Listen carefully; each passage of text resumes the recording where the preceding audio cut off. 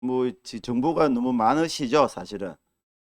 이게 아마 설명해 오시면은 간단 명료하게 이해를 하셔야 좀 편하실 텐데 아마 여러 명이 들어오시니까. 그리고 저도 뒤에서 같이 들어봤는데 아주 정보가 좋습니다. 좋은데 화면이 막 복잡하니까 어머님들 사진 찍기 바쁘시던데.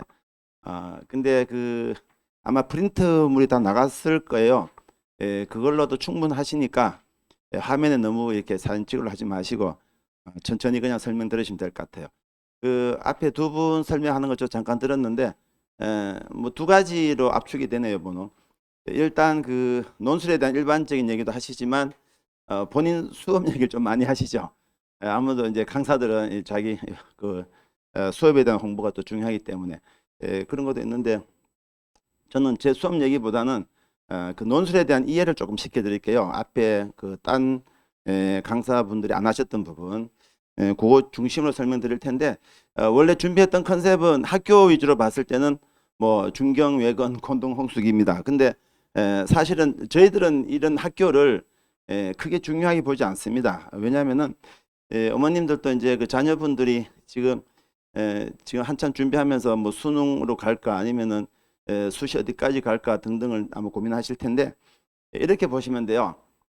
논술을 잘하고 못하고가 논술 지원 전략이 아닙니다. 이건 약간 역설이기도 한데 논술을 잘하면은 논술로 가고 논술 어디까지 쓰고 이렇게 보기보다는 어머님들 생각하실 때 지원 전략은 항상 정시입니다. 그러니까 제가 논술 강사지만 정시를 저는 강조하는데 제가 강남 대성에서도 정시 상담 한동안 했습니다만 왜 그러냐면은 일단 학생들의 공부량이 95%, 99% 가까이가 일단 정시 공부입니다.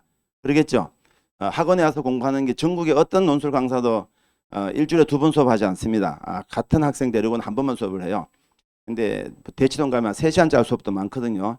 근데 3시간 또는 길어봤자 4시간인데 이게 또 쓰기와 첨삭을 하기 때문에 실제 강의는 실제로 한 2시간 정도입니다. 2시간, 2시간 반 정도. 학생도 써야 되니까. 그죠? 그것도 첨삭도 해야 되니까. 그런데 요 정도 공부량 갖고 우리는 6군데 학교를 원서를 내요. 그냥 상식적으로, 아주 상식적으로.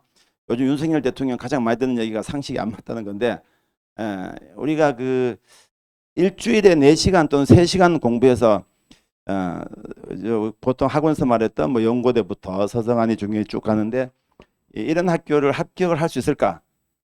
좀 안 맞죠? 너무 약간은 거짓말 같기도 하고, 조금 극단적으로 말하면 사기 같기도 하고, 저도 그 중심에 있습니다만, 근데 사실은 또 가능은 합니다. 왜 그러냐면은 논술 강의가 논술 수업 시간이 이루어지는 3시간, 4시간이 학생의 논술 실력 전체가 아니에요. 어머니 생각하실 게 항상 정시하고 같이 생각하세요. 그리고 자기 자녀가 정시에서 어디까지 갈 수 있는지가 그게 논술의 출발점이 됩니다.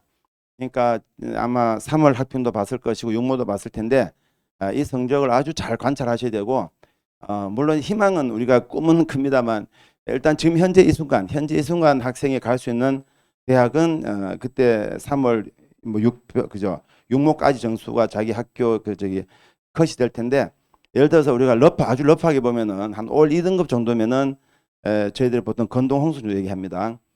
숙대 정도 되면은 뭐 3이 좀 섞여도 괜찮아요. 근데 건대는 3이 섞여버리면 간신히 턱걸이는 가능하겠지만 쉽지가 않은 게임인데요. 외대나 이 중대나 경희대 가려면 1등급이 섞여 들어가야 됩니다. 1등급이 하나 정도 있으면 한 외대 정도, 1등급이 2개 있으면 이제 경희대나 중대 정도. 그리고 서성한까지 가려면 거의 뭐 올 1등급이거나 아니 2등급이 1개 정도. 연고대는 당연히 이제 올 1등급 돼야 되겠죠. 근데 그 정도 성적에서 자기 자녀가 만약에 올 2등급이다 라고 하면 건도 홍수학은 충분히 간다고 생각되거든요. 그러면은 논술을 공부해야 되는 이유는 논술을 잘하기 때문에 하는 것이 아니고 정신은 어머님들이 생각하실 때 갑자기 실력이 점프가 되지 않죠. 학생이 뭐 예를 들어서 인서울권 학생이 갑자기 뭐 서울대권 점수가 나오지는 않잖아요. 극단적으로 봐도. 그래서 정시 성적은 약간씩 올라가긴 올라갑니다만 어느 정도 약간의 감이 오시죠. 그렇다 본다면 논술을 해야 되는 이유는 거기서부터 우리가 더 잘 갈 방법은 정부가 준비해둔 수시입니다. 수시인데 수시가 크게 빅3가 있죠. 그 학종이 있고 교과가 있고 논술이 있고. 근데 학종과 교과는 거의 이제 교과로 굳어져 버렸죠. 학종도 말이 학종이지 뭐 자소서 폐지되고 동아리 봉사 다 폐지돼 버리기 때문에 따질 건 결국 학교에서 볼 때 교과밖에 없죠. 그래서 지금 3학년이 돼 버리면 내신이 거의 이제는 거의 게임이 끝난 상태입니다. 저도 제 가르친 학생한테 기말고사 대비 휴강도 하고 하긴 하는데 너무 투자하지 말고 더 떨어지지 않도록 현상 유지만 해라. 어차피 뭐 일단 제 가르쳐진 그렇습니다. 제가 가르친 학생들은 뭐 학종이나 교과를 가긴 조금 힘들어요. 힘들다는 게 딴 게 아니고 자기가 희망하는 대학을 가기가 힘들다는 뜻입니다. 물론 가려면 어디든지 가겠죠. 근데 보통 학생들이 꿈꾸는 그 대학하고 학생의 그 교과 성적은 잘 맞지 않습니다. 일반고 한 2점대 정도, 3점대 정도 학생이 꿈꾸는 대학은 그래도 중경외시를 좀 꿈꿔요. 근데 그 정도 성적 갖고는 그 학종이나 교과로는 중경외시 어림도 없죠. 그렇기 때문에 보통 학생 그 내신하고 특목고는 좀 다르겠죠. 내신 성적하고 학생의 꿈이 안 맞습니다. 안 맞기 때문에 대부분 그렇기 때문에 결론적으로는 이제 일반적인 학생들은 그 지금 현재 3학년 그 기말 중간고사가 그렇게 중요하지 않게 됩니다. 지금은 결국은 육모를 봤기 때문에 육모 성적을 기준해서 아마 학교 성적이 나올 텐데 거기서부터 이제 더 잘 가는 목적이다라고 보시고 항상 그 생각하실 때 우리 애는 책을 많이 안 읽었고 글을 많이 안 써봤고 생각하는 게 논리가 없어 보이고 전국의 모든 부모님들이 생각하시는 자기 자녀의 모습이에요. 저도 애를 둘 가르치는데 둘 키우고 있는데 제가 볼 때는 뭐 집은 찾아올 거라는 걱정이 될 정도로 집에서 둘이 하염없이 싸웁니다. 저는 장가를 좀 늦게 가서 이제 겉보기에 다르게 애가 좀 어린데 말도 안 되는 걸 막 싸워요. 근데 또 들어보면 학교 선생님한테 상담 받아보면은 뭐 약간의 그 립서비스도 있죠. 보통 학부모님한테 뭐 대놓고 학생들의 아이들의 단점을 그 노골적으로 얘기하는 쌤 별로 없긴 하지만 그래도 제가 걱정한 것보다는 뭐 괜찮은 평가를 좀 들어요. 그러니까 그 자녀들을 생각하실 때 다들 논술 못해 보이거든요.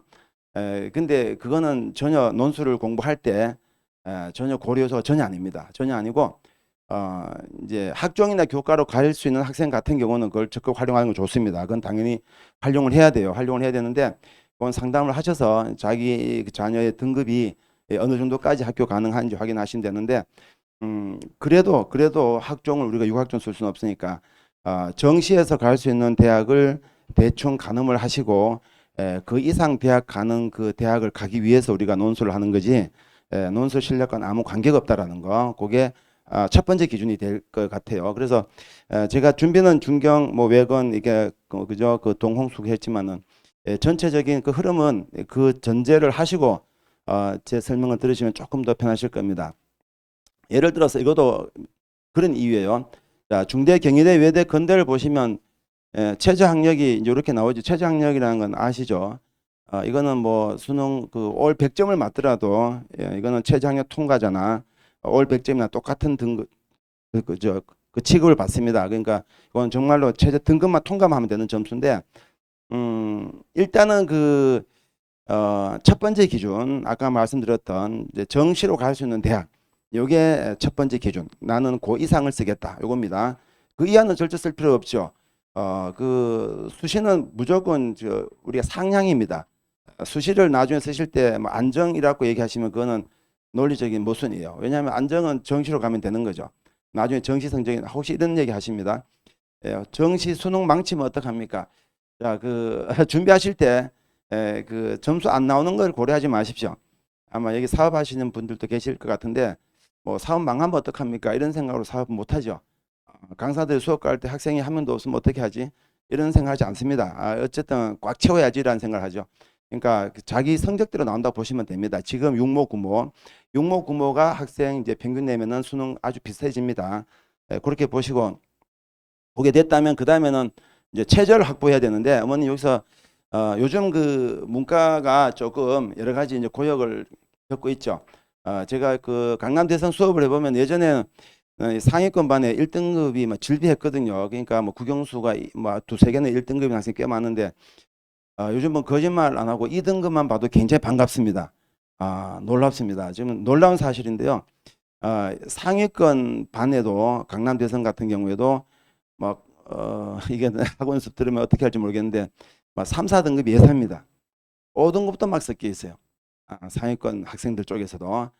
물론 그 학생이 전체가 다 5등급은 아니겠지만 그중 한두 과목이 막 5등급도 섞여 있고 3, 4등급 예사입니다. 이건 왜 그러냐면은 지금 다들 그 문과 아이들이라서 어머님한테 말씀이 약간 불편한 진실 수가 있는데 요즘에 그 문이과가 통합이 된 게 현재 대학교 3학년이 1기입니다. 그러면은 이미 이제 이 학생들 지금 3학년 학생들이 고등학교 들어올 때나 중3 때 이미 통합된 그 시기를 겪고 오는 학생들인데 보통 우리가 문이과 구분이 없다고 하지만 문이과적 특성을 수학통으로 보죠. 수학통을 선택하면 보통 문과 계통이고 미적 기백 선택하면 이과 계통인데 보통 고등학교에서 이제 학통 선택하는 학생들이 좀 성적이 낮은 학생들이 많이 선택을 하고 이런 구도로 가고 있는 중이에요.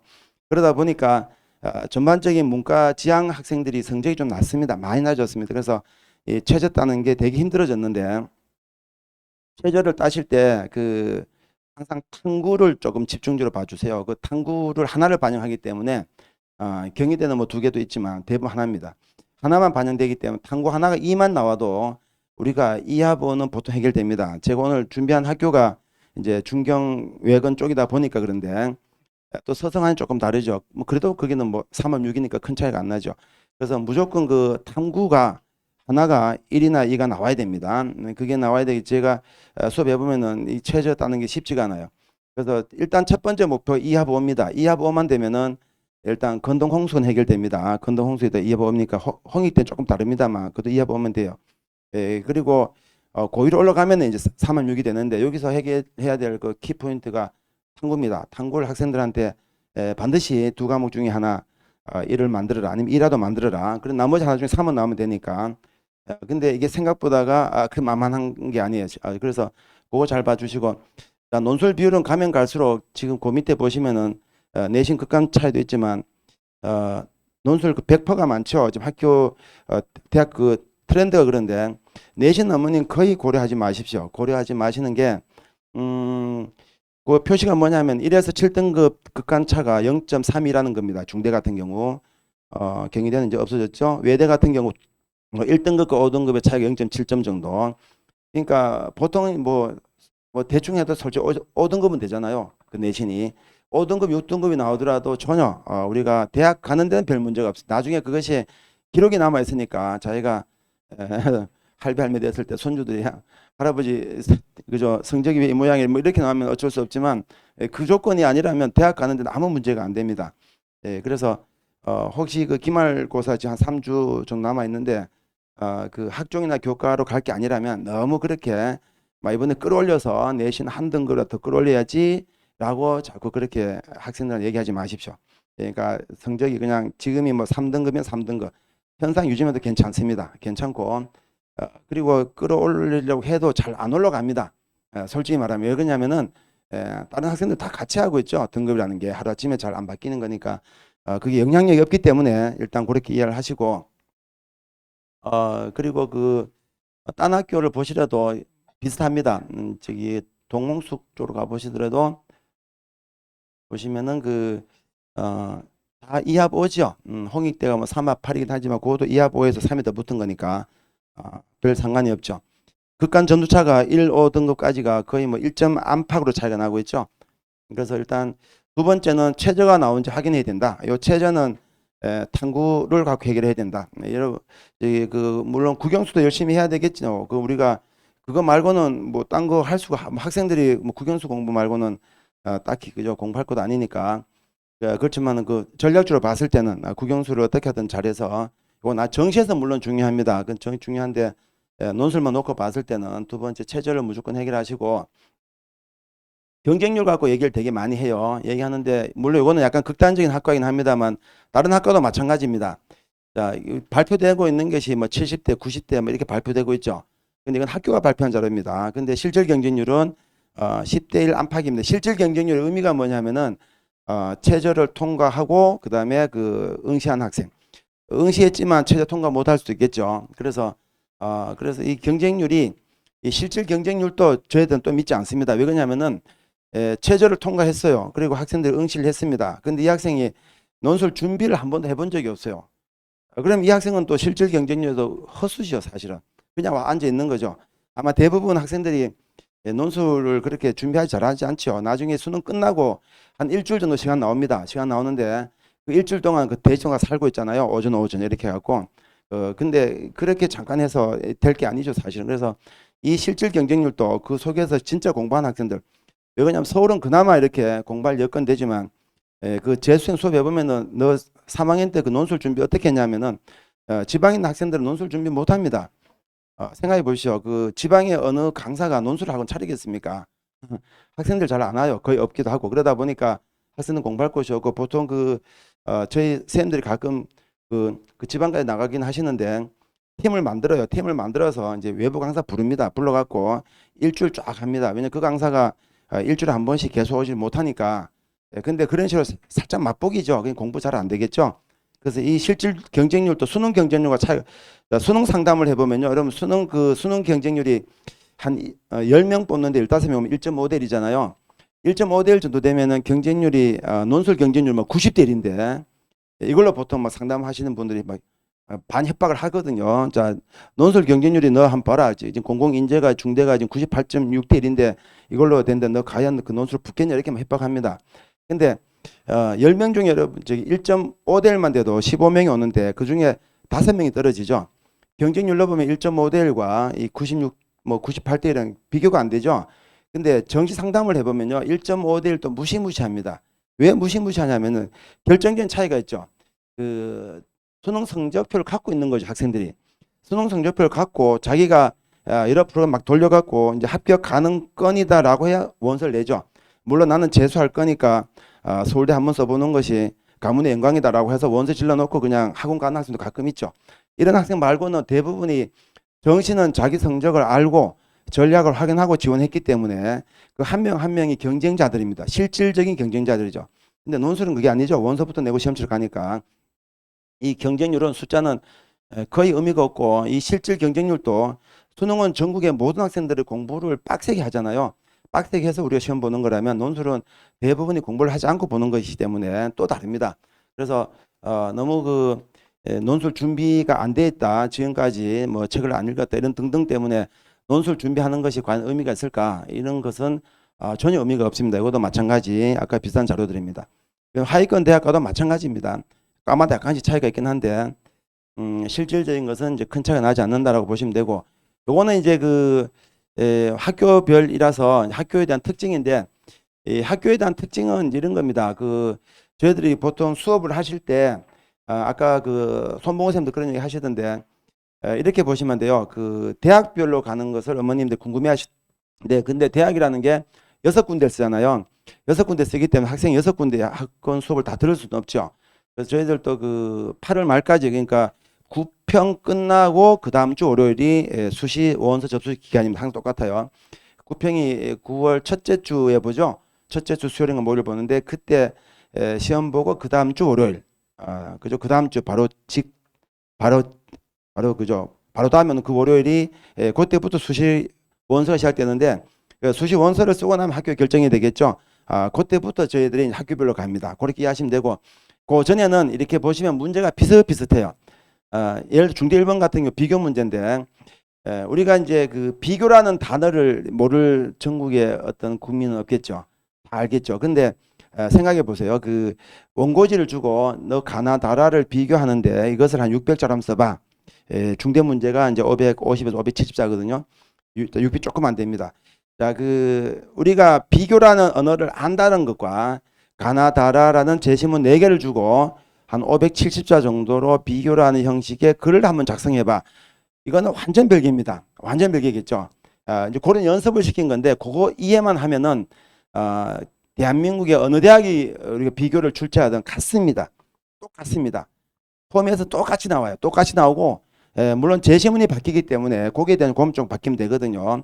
그래서 그렇게 해보면은 이걸 우리가 유형 그러는데 그 기본 유형이 대한민국의 대입 논술을 다 뒤져봐도 이게 98학년도부터 지금까지 대한민국 논술이 오래됐거든요. 한 25년 넘었는데 다 뒤져봐도 유형이 한 7, 8개가 안 됩니다. 그래서 8월 말까지는 9월 초까지는 그렇게 수업을 하고 이게 방금 말 비교 답안인데 이렇게 만들어져요.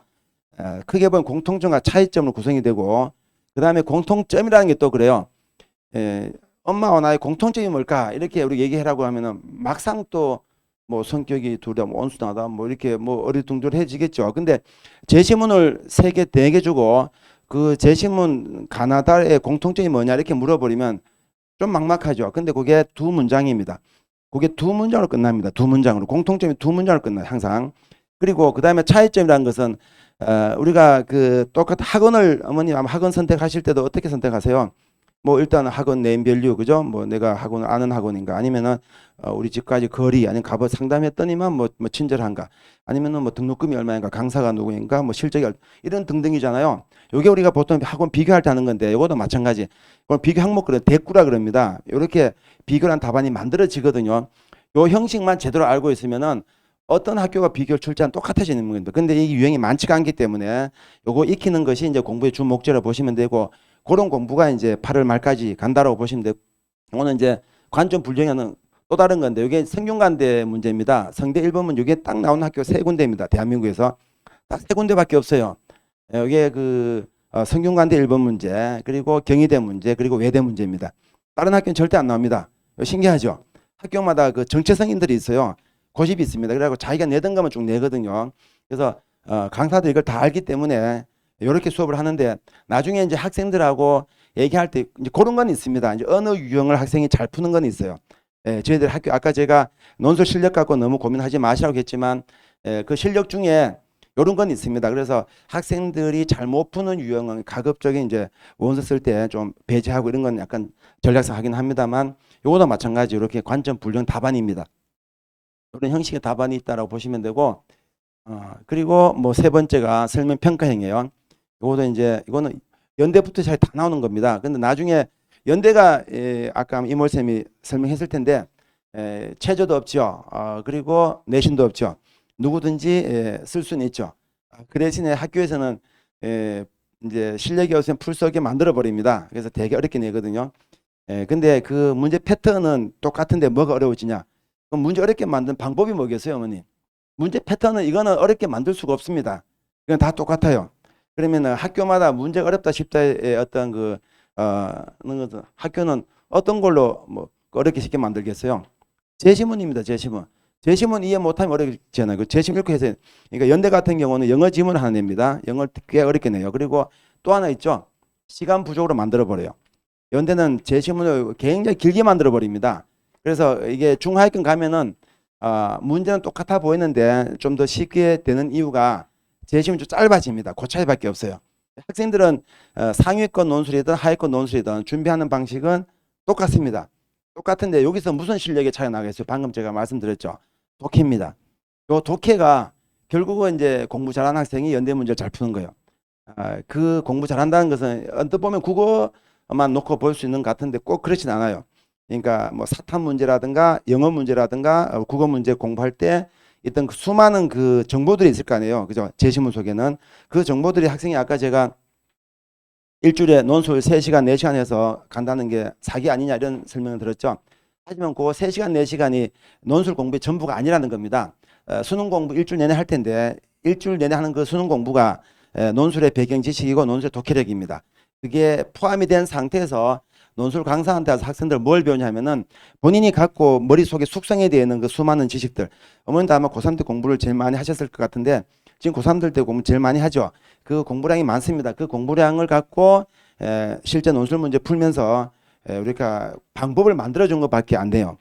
근데 그 정도로 하면은 실제 뭐 책 읽을 거 아니고 아무런 의미가 없습니다. 실제로는. 그래서 기법만 익히시면 됩니다. 요거는 작은 것이긴 한데 이게 실제 문장들 예를 들어서 가장 많이 나오는 문제거든요. 제시문 가에서 나를 평가하시오. 가에서 나를 평가하시오. 첫 단락에 일단 가를 정리합니다. 둘째 단락에 쓸 때 먼저 주장을 해요. 뭐 가에 따르면 나는 땡땡땡 의미다. 이렇게 써요. 자, 두 번째는 이유가 납니다. 왜냐하면 나는 땡땡을 땡땡을 보기 때문이다. 이게 문장의 공식입니다. 요거도 자, 가에서 나를 평가하고 가에서 나를 설명할 때 앞에 있는 가를 근거가 되기 때문에 근거 제시문 그래요. 뒤에 있는 나를 분석의 대상이니까 대상 제시문 그럽니다. 근데 이유를 쓸 때는 항상 대상 제시문을 갖고 접근합니다. 자, 내가 볼 때 너는 좀 이상해. 이제 여자친구가 남자친구한테 막 그죠, 오빠 있잖아, 내 친구 있잖아, 내한테 있잖아 이렇게 말하는데 이게 밥맛이 막 하면은 보통 남자들은 아유 그래 누가 우리 애기를 막 힘들게 해서 이렇게 나가야 되죠. 근데 보통 그렇지 않죠. 한참 듣고 있다가 내가 볼 때 너도 좀 문제가 있는 것 같은데 이렇게 말하잖아요. 아 그래서 막 싸움이 더 커지죠. 보통 우리가 자 부당하다. 자 그다음 뭐요? 왜냐하면 내가 볼 때 너는 이상해. 그다음 뭐가 나와야 돼요? 왜냐하면 나는 착하기 때문이야. 좀 이상하죠. 내가 볼 때 너는 이상해. 그다음 뭐가 나와요? 너는 평소에 말투가 좀 원래 그랬어. 이렇게 되죠. 그런 논리 구조입니다. 그래서 가에서 나를 평가하라 그러면 이게 실제 문제거든요. 예, 그래서 가에서 나를 평가라는 게 있고 가에서 나다를 평가라, 가에서 나다를 평가 이런 식이에요. 그 차이밖에 없습니다. 지금 개수의 차이인데 예, 그렇게 본다면 두 번째는 왜냐하면 제시문 나는 땡땡을 땡 이 기법을 모르고는 이 답이 나올 수가 없죠. 그 다음에 근거 자 그 이유가 말이 돼라고 상대방이 또 공격하겠죠. 그러면 이유가 말이 되니까 그 다음에는 근거 제시문 갖고 왜냐하면은 가에 따를 때 이게 가나를 적절하게 섞어가면서 문장을 만들어나가는 그 과정입니다. 그렇게 하면 저절로 답안이 채워져요. 나는 긴 글을 잘 쓴다 못 쓴다라는 것은 큰 의미가 없어요. 그런 식으로 학교별로 대비할 때는 이거 주2 근상 그러는데 학교별로 대비할 때는 학교마다 약간의 특징이 좀 다릅니다. 그 특징들만 학생들이 익혀버리면 실제 시험장 가서는 이제 아까 이제 그 얘기죠. 독해만 됐다는 전제하에서는 요 기법만 익히고는 답을 못 쓸 이유가 하나도 없습니다. 왜 못 쓰냐 그러면 두 가지예요. 이 첫 번째 전혀 모르고 있다 학생들이. 왜 모르냐 이거는 뻔히 알아야 될 거 아니냐. 공부를 안 합니다. 실제 논술을 안 하니까 모를 수밖에. 그리고 안다라고 잠깐 한다고 이게 머리에 들어오진 않죠. 우리가 수영 강사한테 수영 자세 배울 때 한 5분밖에 안 걸려요. 팔 어떻게 하라 어깨 음파해라 나오죠. 물에 들어가 보세요. 물에 뜹니까? 안 뜨죠. 그걸 한 6개월 해야 되죠. 실제로. 마찬가지입니다. 그래서 이런 기법을 익히고 독해만 된다면은 대한민국 논술 문제 못 풀 거 하나도 없습니다. 그래서 연대는 그럼에도 불구하고 자 1, 2등급 아닌 애들은 못 풀 거야라고 이제 길게 내는 것이고 밑으로 가면은 조금 짧게 내면서 그게 해결되게 만들어뒀거든요. 그래서 중경, 외시, 건동수 가면서 학교 레벨이 자꾸 떨어지고 있는 이유는 첫 번째는 그 최저 문제 때문에 두 번째는 학생들의 실제 독해력 문제 때문에 그렇다. 이렇게 이해하시면 되고 그 문제가 아니라면 논술은 상향은 무한대입니다. 연대도 얼마든지 괜찮습니다. 왜냐하면 실제 시험 조건이 그렇잖아요. 그죠? 체조도 없고 내신도 없으니까. 이런 등등인데 제가 하나 예시로서 학교마다 유형들인데 비슷비슷하죠. 실제로. 그렇게 이해하시고 8월 말까지는 지금 쭉 가는 대로 어느 반이든 괜찮아요.